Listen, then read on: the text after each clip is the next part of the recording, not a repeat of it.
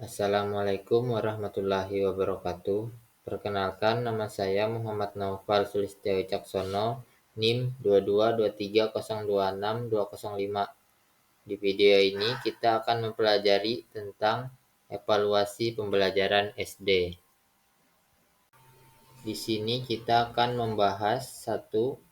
Makna evaluasi pembelajaran, 2. Fungsi evaluasi pembelajaran, 3. Manfaat evaluasi pembelajaran, 4. Jenis evaluasi pembelajaran, 5. Prinsip-prinsip evaluasi pembelajaran, 6. Tahapan evaluasi pembelajaran. Makna evaluasi pembelajaran. Evaluasi pada hakikatnya adalah aktivitas yang dilakukan secara sistematis oleh evaluator untuk melihat keberhasilan suatu kegiatan, yang dilakukan dengan cara membandingkan antara tujuan dengan hasil yang telah dicapai oleh objek tertentu. Melalui evaluasi, kita dapat mengetahui apakah suatu kegiatan yang dilaksanakan sudah atau belum mencapai tujuan yang diharapkan. Fungsi evaluasi pembelajaran. 1. Fungsi penilaian. Berfungsi untuk menilai capaian hasil pembelajaran dari hasil evaluasi terhadap program pembelajaran. 2. Fungsi diagnostik. Berfungsi sebagai cara atau teknik untuk mendiagnosa kesulitan dan perkembangan belajar peserta didik. 3. Fungsi penempatan. Berfungsi untuk menempatkan peserta didik pada posisi tertentu terhadap standar tertentu. 4. Fungsi motivasi. Berfungsi sebagai alat memberi motivasi belajar. Manfaat evaluasi pembelajaran. 1.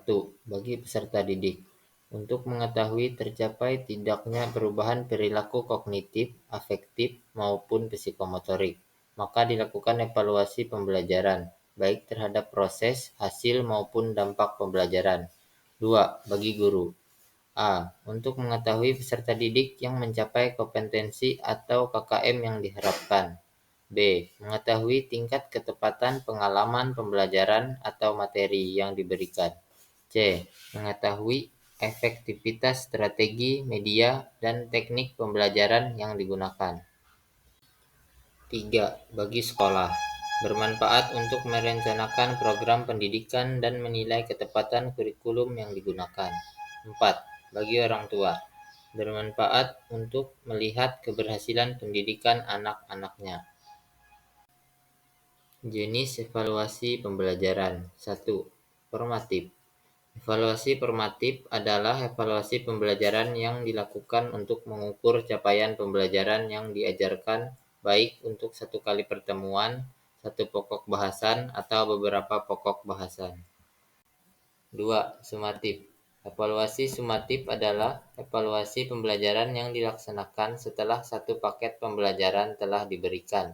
Evaluasi ini biasanya dilaksanakan di akhir semester, saat kenaikan kelas, atau kelulusan. Prinsip-prinsip evaluasi pendidikan. 1. Komprehensif. Evaluasi pembelajaran yang baik haruslah yang menyeluruh, baik dari sisi aspek perilaku yang diukur, keterwakilan karakteristik objek yang diukur, maupun substansi materi yang dievaluasi. 2. Kontinu. Evaluasi pembelajaran haruslah memenuhi azas kesinambungan, keberlanjutan, atau kontinuitas. 3. Objektif. Evaluasi haruslah objektif, adil, dan tidak pilih kasih.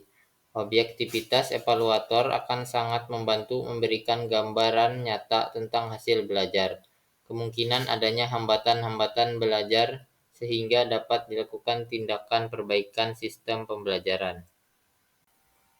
4. Akomodatif. Evaluasi harus memenuhi prinsip akomodatif. Artinya, evaluasi tersebut harus bisa mengakomodir atau mencakup pengukuran terhadap semua karakteristik peserta didik yang berbeda-beda. Tahapan evaluasi pembelajaran. 1. Perencanaan. Perencanaan yang baik sebelum melaksanakan evaluasi sangat berguna mengarahkan proses dan hasil evaluasi ke arah yang benar, sehingga efektivitas data dapat dijamin. 2. Pelaksanaan. Evaluator harus merencanakan dengan baik pelaksanaan evaluasi. Faktor-faktor seperti karakteristik objek yang dievaluasi dan ketersediaan sarana prasarana merupakan faktor yang harus dipertimbangkan. 3. Pengolahan data. Setelah data hasil evaluasi terkumpul, maka evaluator harus melakukan analisis terhadap data tersebut. Analisis hasil evaluasi umumnya dapat dibedakan berdasarkan pendekatan yang digunakan, yakni analisis data kuantitatif dan analisis data kualitatif.